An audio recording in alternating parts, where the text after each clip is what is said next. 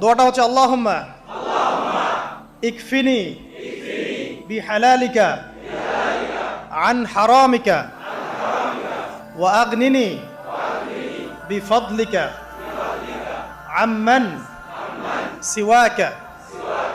এই দোয়াটা ছোট না, এটা মুখস্থ করবেন, সেজদায় পড়বেন, নামাজের সেজদায় পড়বেন, আত্তাহিয়াতু দরুদ শেষ তারপরে পড়বেন, নামাজ শেষে হাত তুলে করবেন, যখন তখন শেষ রাত্রে করবেন।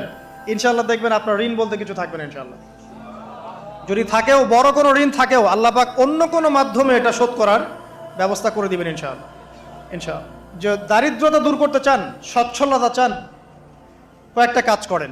এই যে বললাম, 1 নাম্বার সূরাতুল ওয়াকিয়া তেলাওয়াত করেন, 5 ওয়াক্ত নামাজ জামাতে পড়েন, ডেইলি কিছু সময়ের জন্য কোরআন তেলাওয়াত করেন, আর আল্লাহর কাছে রিজিক চান, জিকির বেশি বাড়ায় দেন। পারবেন না ইনশাআল্লাহ? আমার জীবনে এমন ঘটনাও ঘটেছে, এটা এখন